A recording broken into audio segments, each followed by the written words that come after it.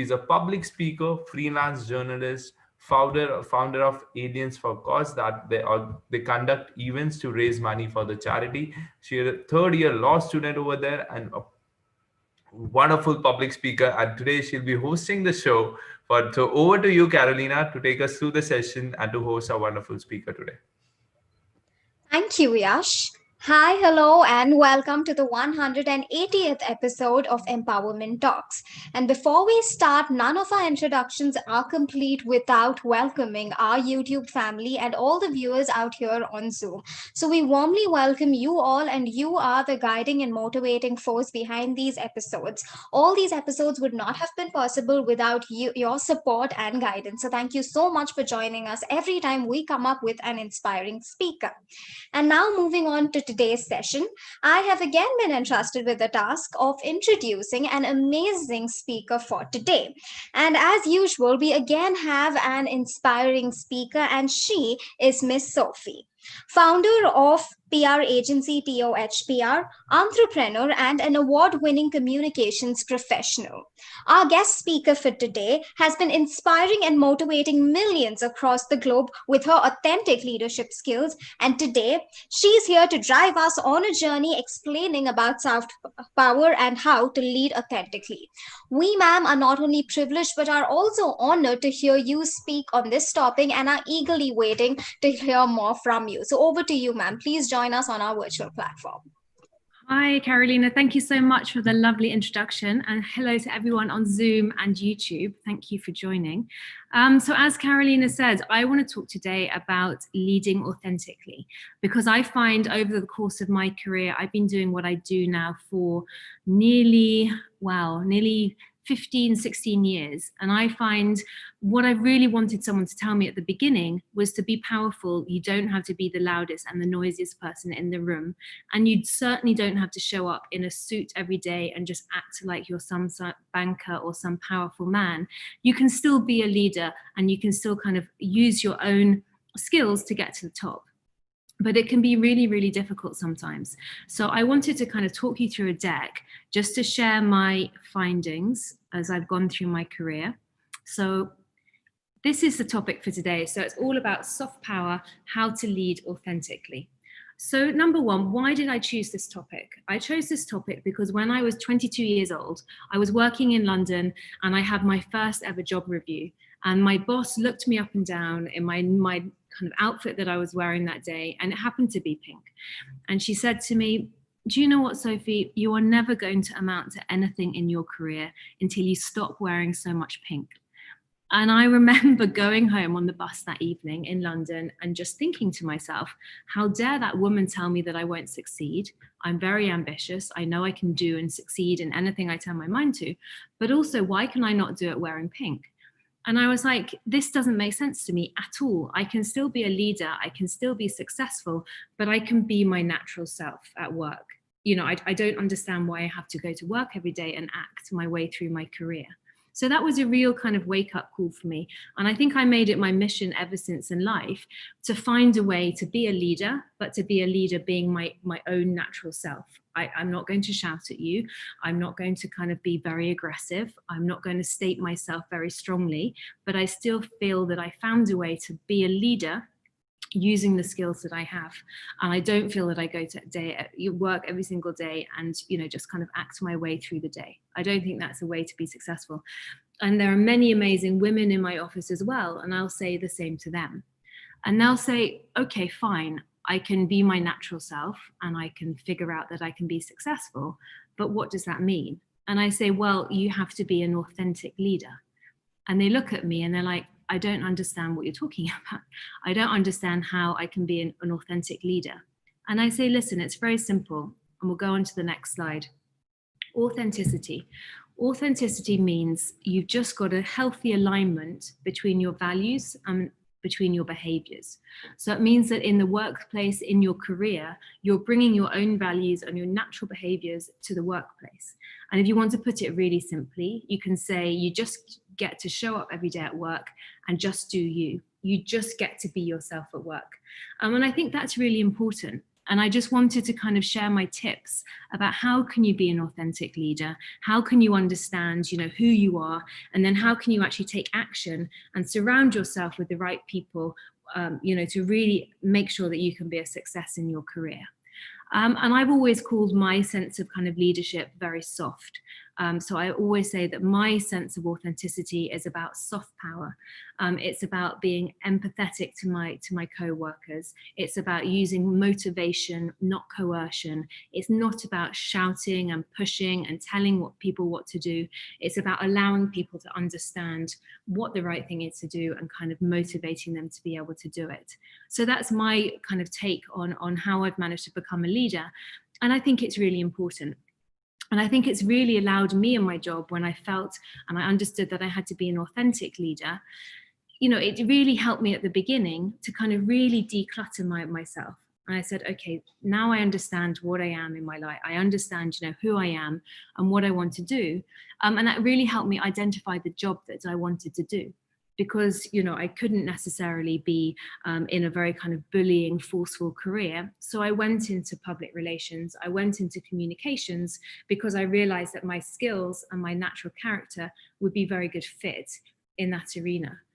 And equally, I think in as you kind of go through your career, you get really pressured. You get really pressured to do two things at once: to be a good partner, to be a good parent, to be a good daughter, to be a good boss. And if you understand your authentic self and your values, you're able to do that a lot more successfully, because you can say, okay, it's not in my value set to be kind of overly busy. It's not, it doesn't mean I don't need to be necessarily motivated by money. This is the job for me, and these are the choices I make based on an understanding of who I am. And I think when you're in that position, then you'll do really, really well at your job.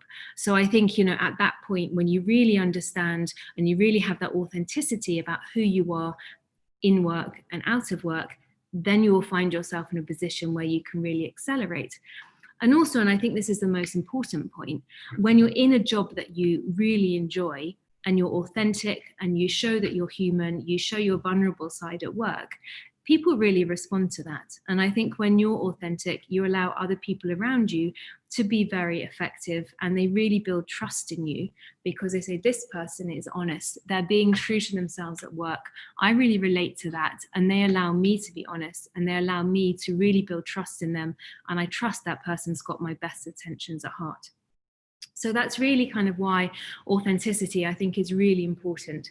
So, just to recap, I think, when it comes to, looking at yourself in the workplace and looking at kind of climbing the career ladder, it's really, really important at all times not to be put off, but by the idea that to be successful, you have to be a bully. And take it from me, I know there are many people in the workplace who can be very aggressive. They can be very difficult, but it doesn't mean you have to fight them and be like that to be a leader. So it's all really understanding about harnessing your own power, understanding who you are, and then you can be really kind of successful and move ahead forward. And I think this is not just relevant for women, but I think an important point here is about, females, because so often when we go to work and we are trying to fake it, and we are trying to be strong, and we are trying to be kind of aggressive, we will very quickly be branded a bully, or bossy, or aggressive, or even a bitch. And you really, really don't want to have that, because that's the moment that you will lose your power, and that's the moment that people around you will say, I don't want to work for that person, because that person is not nice, that person doesn't feel authentic to me, they feel fake, and they feel that they're playing the role that they think they need to get ahead. So I hope this is all making sense to you, but I just found it to be really, really important as I've kind of like grown up in my career. And then really, what I wanted to do in the next section on this slide here is say, okay, well, I understand that I need to be authentic. I understand that I can't fake my way through. And the good news is that I don't have to. But it can be very, very difficult to kind of really understand yourself and understand what it is to be authentic. So one of the tips that I've always had really is to kind of go to work and understand that I want to be self-aware. I need to understand who I am and who I'm not. And this can be quite difficult when you're young and when you're starting out. So you need to start by going, okay, I need to become better at self-awareness. I really, really need to understand what my genuine strengths are and what my limitations are and how I act in certain environments. So sometimes what I do is always try to refer back to what I call the 3-word test. It's very helpful sometimes if you're struggling, you say, I don't know who I am at work. I don't know what my skills are. Just really sit down on a bit of paper and really try and describe yourself in 3 words. And really, if you say, okay, if someone came into the room and they saw me for the first time, what would they say about me? What are my characteristics? What are my attributes? If I'm going for a job interview, what are the 3 words that I want to introduce myself as? And I know someone in the audience I have done this with, and I think it worked in her job interview, which is great. But I always saw myself as a dynamic British blonde. When I'm in Dubai, I understand that being British is sometimes a strength, is sometimes a weakness. I don't speak Arabic. I'm not from the region, but I've still managed to kind of bring that sense of being proud to be British to the table. And I've also understand that I'm very dynamic in the workplace. And that again can be a good thing or a bad thing. It can be very motivating at times, but I think it can be quite intimidating to other people who aren't quite on that kind of wavelength. So again, the more that I understood that where I'm from is a plus and a minus, and my kind of natural energy levels and drive can be plus and a minus. And also the fact that I show up and I have blonde hair and I dress in a feminine way, that again can be a positive and awareness. So really what I think is when you've done that kind of test and you try to kind of analyze who you are, you then need to move on to the second step. And you need to say, okay, fine. So I understand that I am in certain situations, I might not act in the best way. I might understand that actually the way that I present myself might be, alienating to some people. So you have to evaluate it. And then you have to set your goals in accordance with that. So if you say, okay, I'm really, really good with people, plus I've, grown up in the region and I really understand it, you can make a goal accordingly.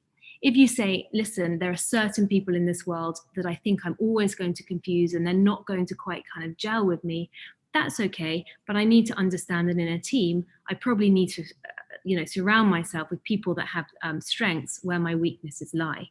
And I think these first 2 steps are really important in actually really understanding who you are as a person, and then what that means in kind of the work context.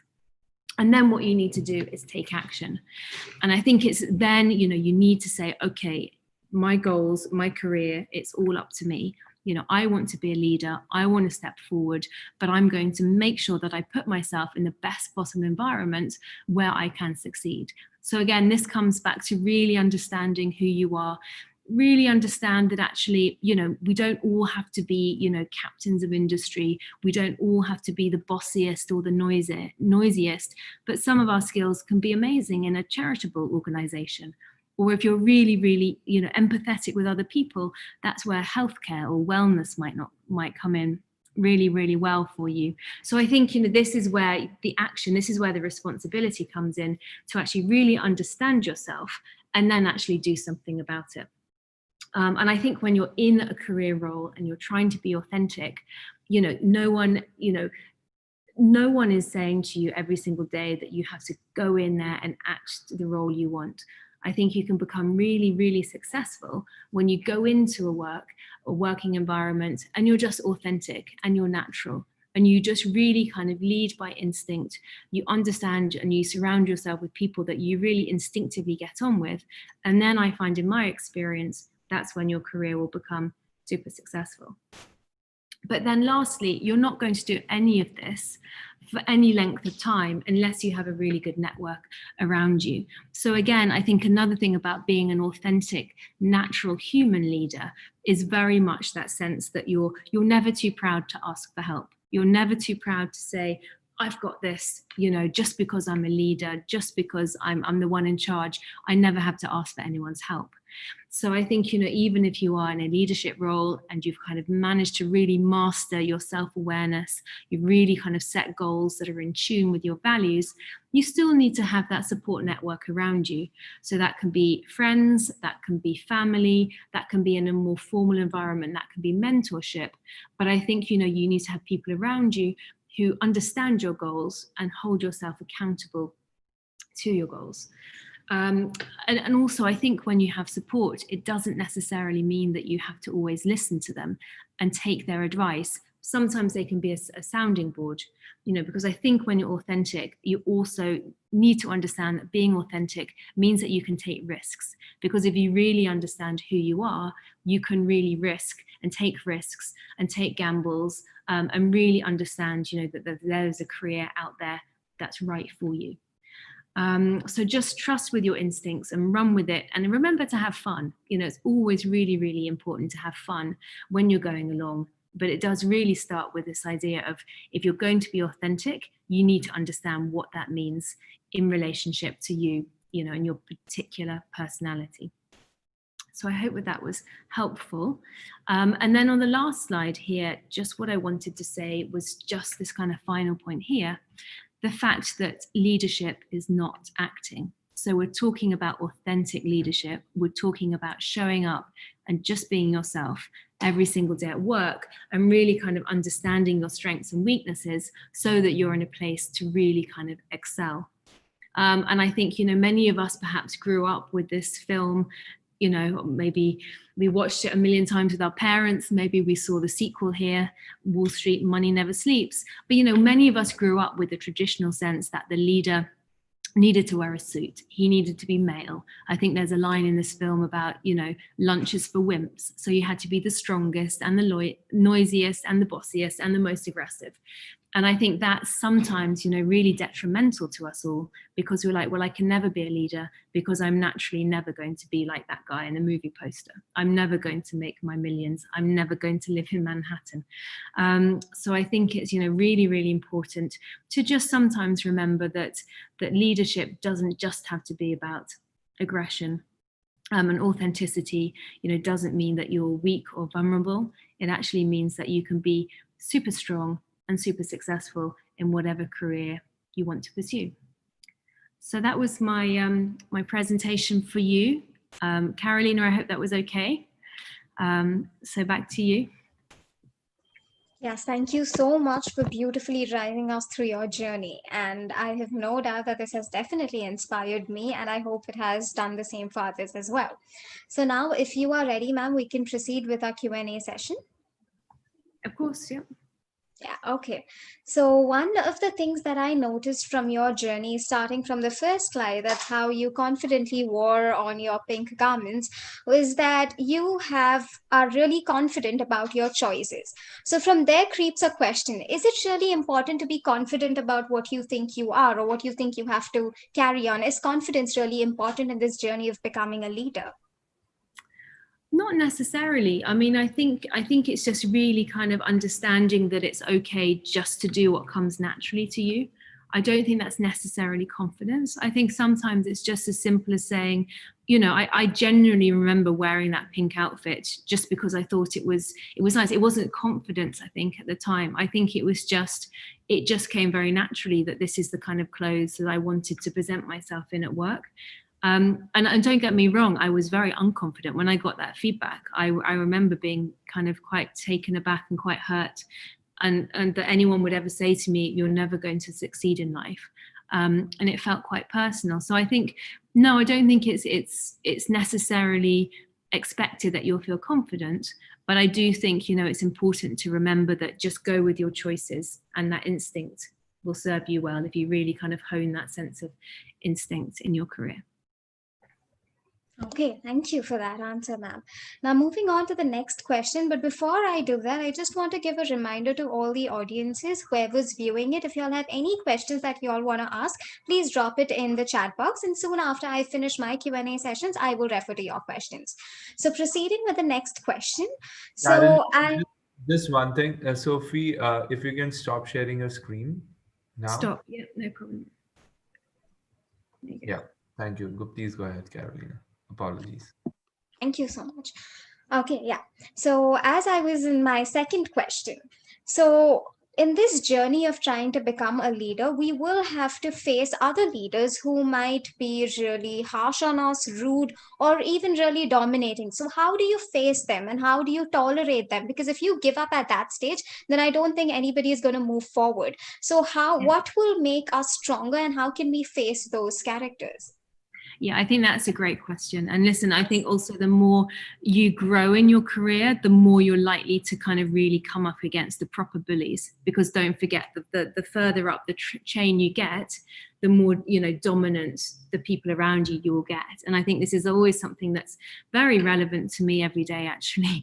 But I think it's just really understanding that we're not all equal. We're not all the same. You can go to work, and just because someone is being bossy to you and being slightly kind of overstepping the mark, I think you also understand that you can be really powerful by not responding in the same way. You know, sometimes I think when people are very, you know, aggressive in the workplace, they're kind of almost, you know, the kind of insecurest people in the room. So I think if you understand that and you go, okay, fine, I don't need to respond just by kind of escalating the situation in a very aggressive way. I'm going to step back. I'm going to take a moment. I'm going to reflect on who I am and how I would effectively deal with this situation. And then I think you can kind of diffuse it and find a way. But it's very, very difficult. And I think that's why a lot of people in the workplace, they get put off, right? Because they go to work and they go, but I hate my boss. I hate my boss. I never want to be like my boss. I don't respect that style of leadership. And I actually don't really enjoy working around that. So I think, you know, if you always have to remember some situations, you're just like, no, that's not for me. And you just have to walk away from. I think that's fine. But I think if you're really committed and persuaded that you're in the right job, you do have to really reflect on what is the authentic response to this, because when you're going to be your most authentic, you're going to be your most effective.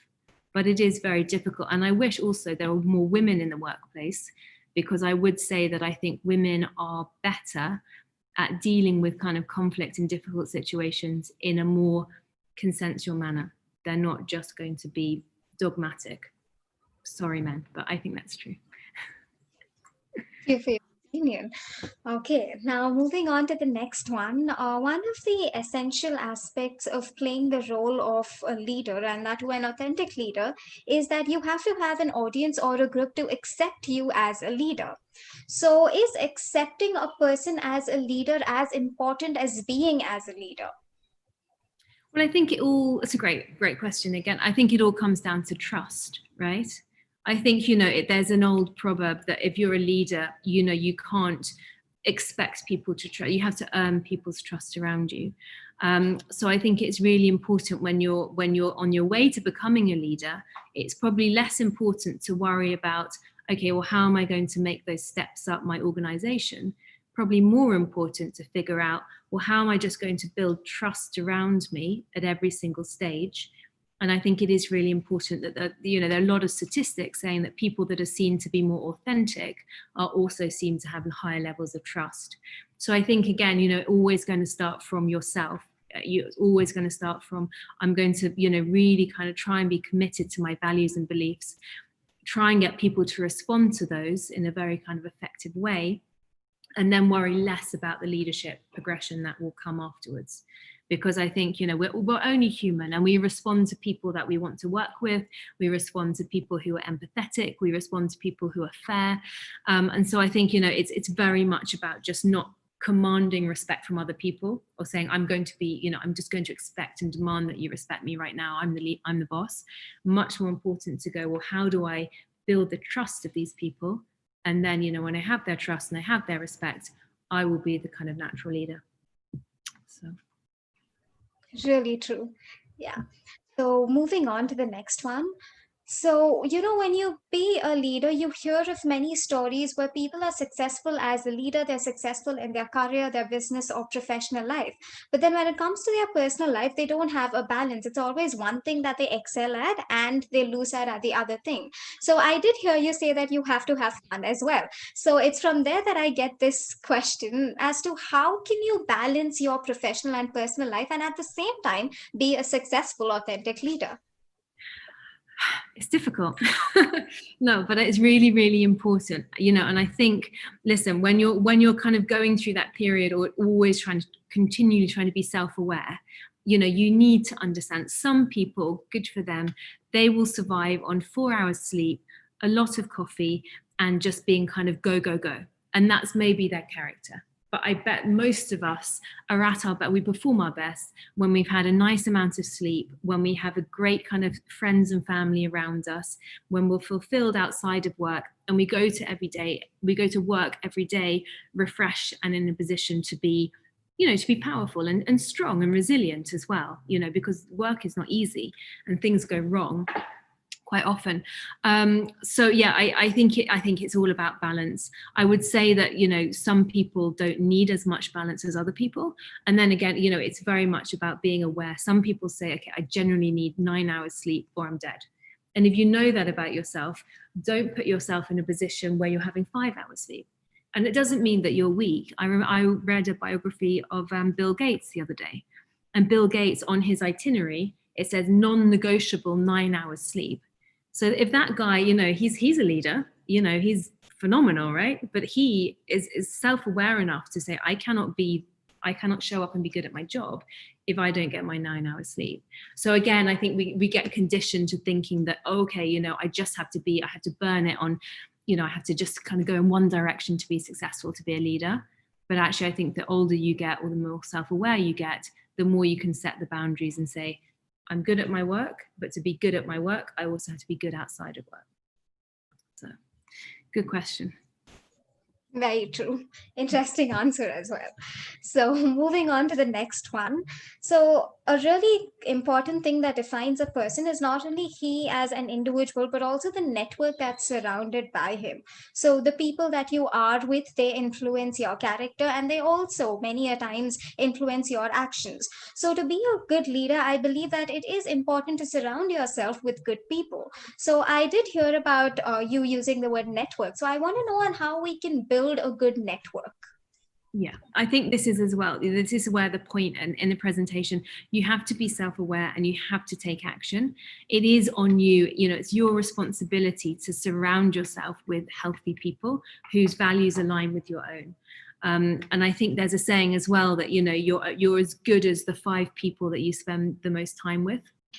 We're human, we're animals. We kind of take the energies and we take inspiration and motivation by the people that you surround yourself with.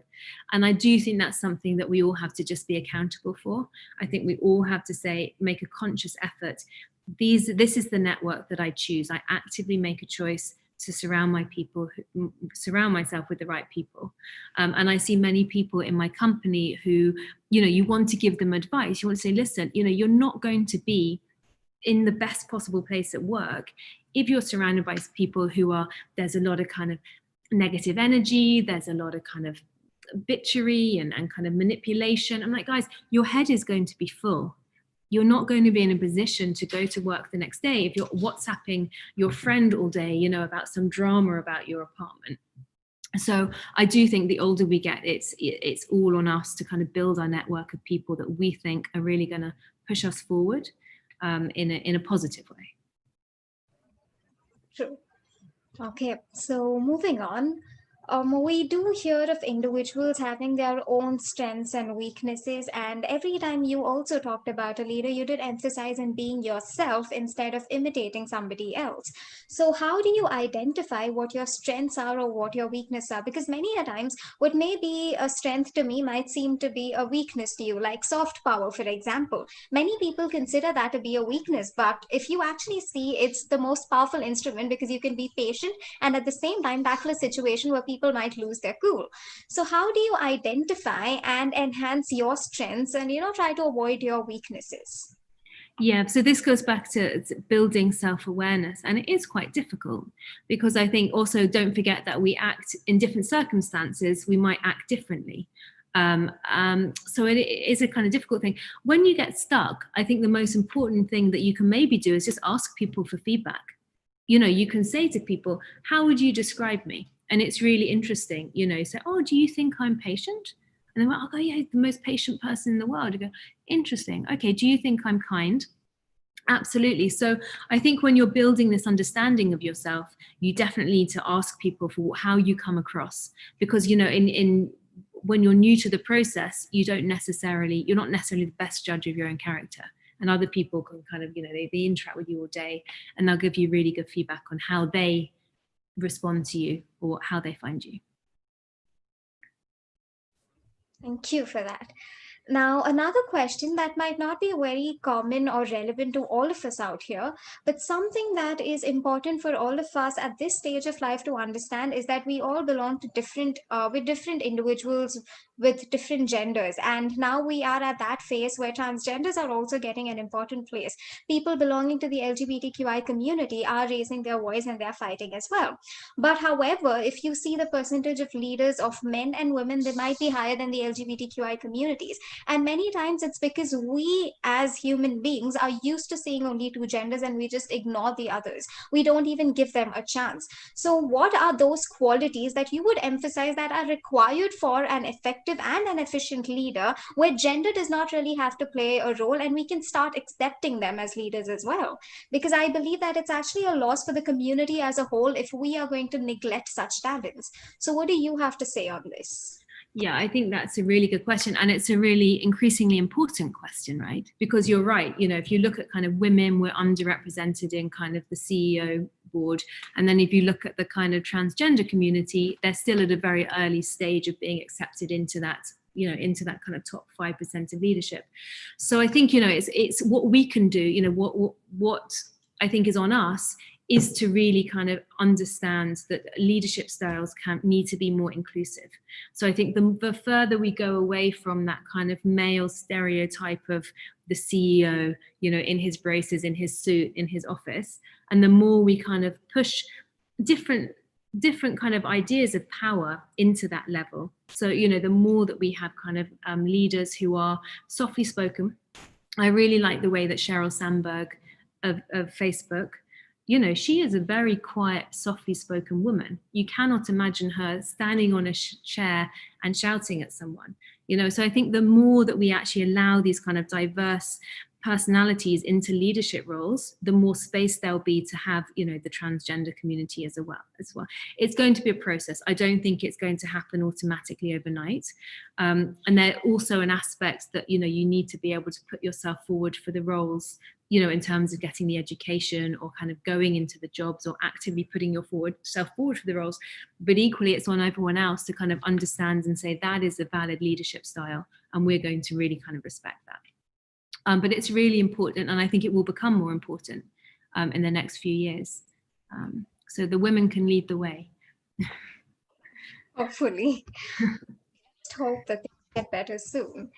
And now coming to the next question. So many a times when you attempt to lead or play a lead role wherever you are constantly bagged with a tag that you are copying somebody else or you're imitating somebody else, though it might truly be yourself, though that's the way you would like to carry of things. And it's not really wrong to, imitate few parts of others which you feel are good and, which you feel might make you a better person. But how do you carry on and move ahead with this tagline of being a copycatter or something of that sort? So how do you just handle this? Well, I think sometimes, another thing we haven't talked about tonight is the fact that actually, if you are an effective leader, people will be jealous of you. People will look at you along the way. We haven't really talked about this, and actually will naturally compare themselves to you and judge you.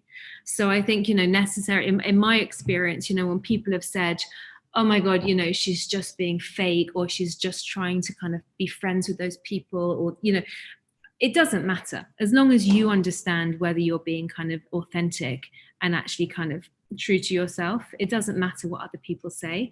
So I think the stronger you can be and the better understanding you have of yourself, the more you can just identify that as jealousy or someone who's just feeling a bit insecure about themselves and tune it out. But then if you do think actually they have a point, then, you can address it. That's useful feedback. Maybe if you go into a meeting and you adopt a certain manner or tone when you're doing a presentation and someone gives you feedback that it's a bit fake, or they think, you're not really connecting with you, you do need to look at that. But there is quite a lot of that, I think, will just be kind of general jealousy and, insecurity. True. Many a times we do have to face that. Anyway, to go on to the next question, this is a more politically relevant question, though we don't want to make it a political controversy here. But yes, we do assume and respect a person as our leader. We choose them, and at the end of the day we see that they might not reflect the qualities that we expect them to.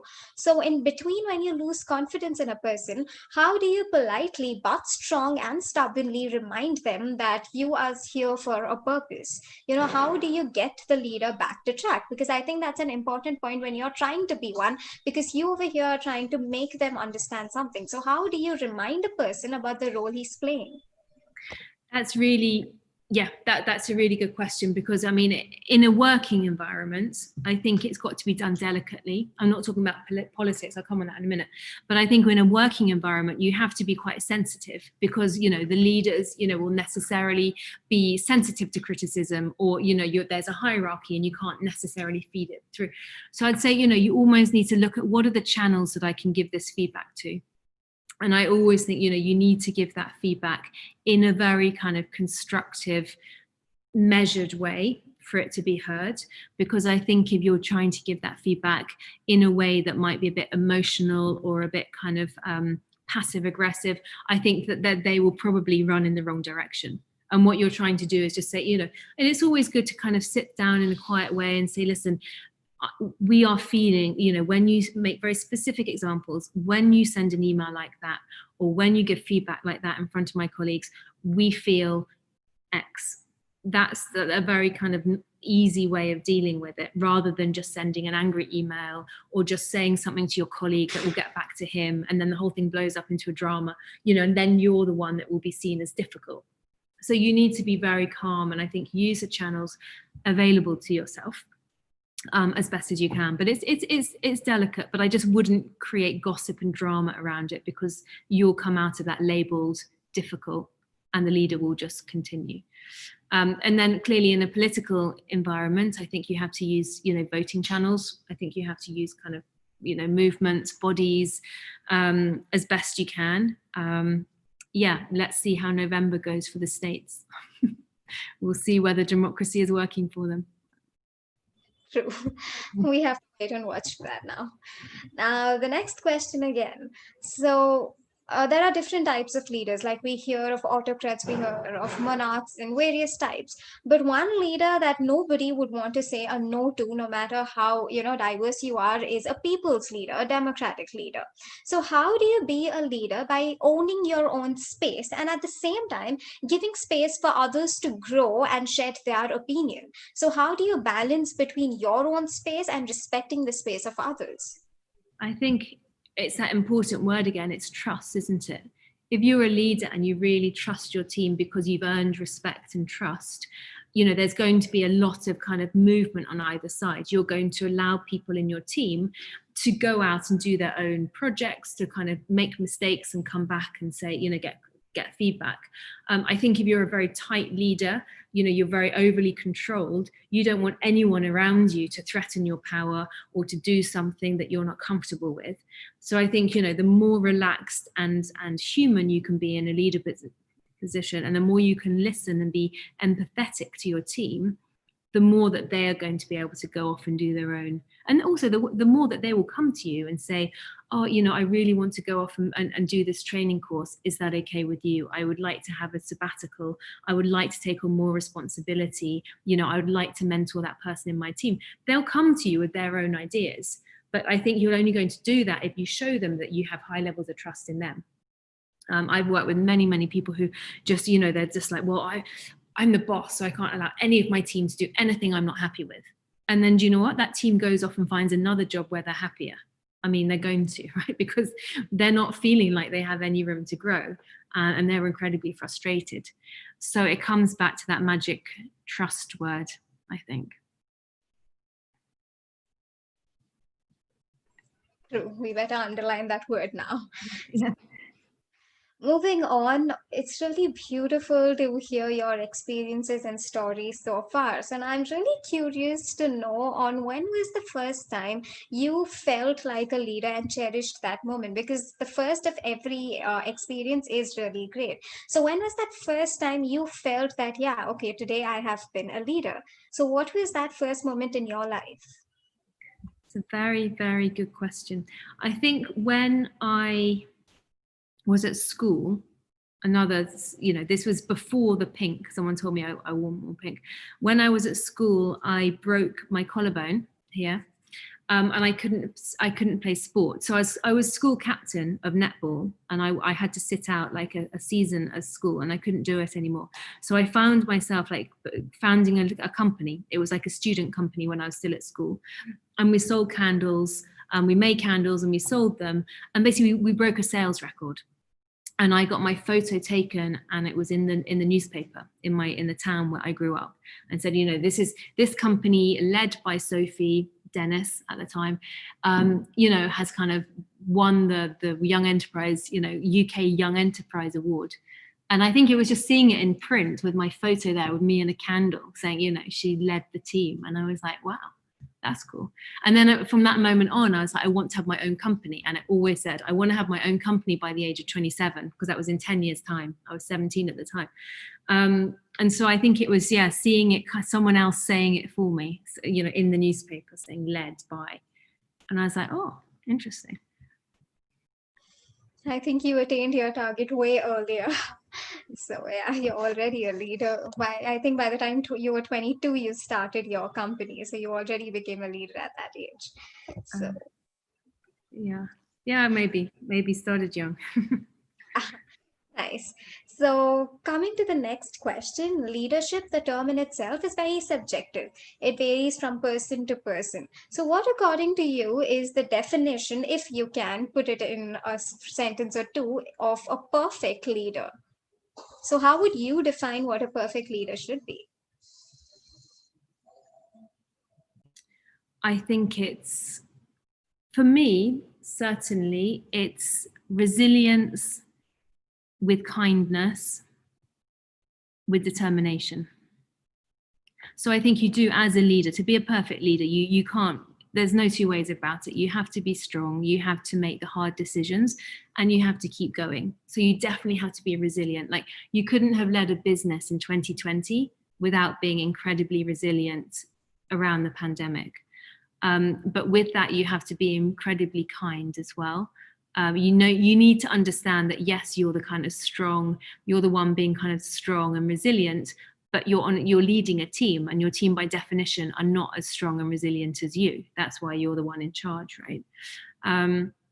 So I think that's really, really important. And then I think the other quality that a leader needs is the determination, because there will be some points when it is difficult, and you need to say, actually, I'm going to be the one that's going to find a solution to this problem today.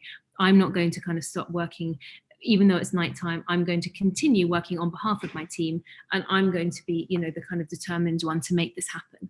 Because I think, you need to have that mixture of very, very strength, endurance, resilience, but then extreme kindness on the other side as well. True. That's a really nice definition that we probably won't find on Google as well. So yeah, it comes from personal experience, undoubtedly. So now moving on to the last question of our session, what do you have to say about this huge platform named Empowerment Talks? So what do you think about this entire team who's working behind this? It's phenomenal, guys. I mean, congratulations. I mean, I think it's fantastic. I love the fact that it's grown out of the pandemic. I love the way that you guys are saying, listen, the world's kind of gone upside down, right? But it's still going to find a way. We're using Zoom, we're using YouTube in the most constructive way possible. And I think it's amazing. And if you look at the breadth of topics that you've that you've covered, it's fantastic. There's no one out there who couldn't have found at least 10 of those really, really interesting. And the other thing I love and I think is amazing is the fact that you're global. You're sitting here. I know that, we're in different parts of the world, but I think that's fantastic that you found a way that we all have common experiences to share, whether it's about work, whether it's out of work. So I think, that fact that it's come out of a difficult time and it's connecting a lot of different people around the world is like I said, I think it's fantastic. Kudos to the entire team who's been working behind this and the founders, of course, for sailing over to 180 episodes and still counting. And now we heartfully thank you, ma'am, for accepting our invitation and coming forward and gracefully sharing all your stories and experiences. Though they were personal, they definitely motivated a lot of us sitting out here, and especially young girls like me. So thank you so much for that, ma'am. And it was indeed a pleasure to hear your experiences and stories and your ideologies about life. And we are indeed grateful to you for hearing and giving us your precious time. So thank you for that, ma'am. Yes, the pleasure was all mine. Thank you so much for having me. Thank you. And also to conclude, none of our conclusions are also complete without thanking our family who has been constantly supporting us and has been our back, to be really honest. So everybody who's watching us on YouTube, and of course, since we run globally, we cannot accommodate everybody at the same time. So people do go back to YouTube and check out our videos. So our views reveal that. So thank you so much for always finding time to listen to our speakers and for joining us whenever possible and from wherever you are. So thank you so much for being always there with us. And at this time, I will conclude this session with a good note that we will see tomorrow on the next episode. And until then, do remember to follow us and all our speakers, of course, if you want to still stay motivated. So thank you so much for joining.